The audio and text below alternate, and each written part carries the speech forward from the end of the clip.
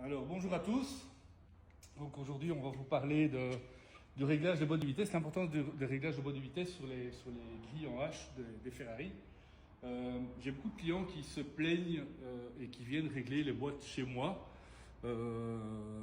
Sans vouloir me vanter, je connais le processus de réglage qui était inventé par l'usine Ferrari, que beaucoup de concessions ou en tout cas d'indépendants ne connaissent pas.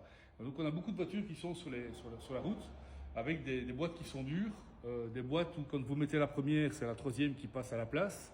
Voilà, et donc j'ai pas mal de gens qui viennent chez moi régler leurs boîtes et après ça, tout va bien. Tout simplement parce qu'il y a un process bien particulier pour le réglage de ceci. Donc je vais vous montrer ici dans la Testarossa.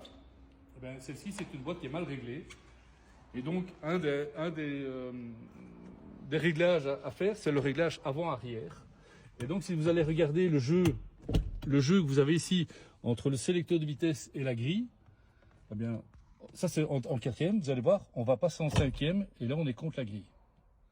Et donc là on n'est pas bon du tout parce que ça veut dire qu'on va accrocher la grille ici. Et on risque surtout, quand on est embuté sur la grille, quand le moteur va travailler sur ces cylindres blocs, sur les supports moteurs, on risque de faire sauter la vitesse en plus. Donc vous risquez de taper un sur-régime en pleine accélération avec la voiture. Alors l'astuce en fait dans la boîte de vitesse, vous avez trois axes. Donc il y a un axe qui commente la première et marche arrière, un axe qui commente la deuxième, troisième, un axe qui commente la quatrième, cinquième. Le doigt de commande avec une fourchette qui est reliée à votre sélecteur de vitesse. Et donc le but, c'est d'avoir cette fourchette qui se trouve ici au milieu quand vous êtes sur la deuxième, troisième. Si votre axe est réglé comme ceci, il va avoir tendance à prendre les deux vitesses, voire se tromper de vitesse quand vous passez les vitesses. Et donc le but est d'aller le mettre là au milieu. Mais bon, voilà. Là, vous prenez rendez-vous chez moi et je vous la réglerai convenablement. Comme la 328 ici, on vient de le faire. Vous allez voir que la boîte de vitesse ici,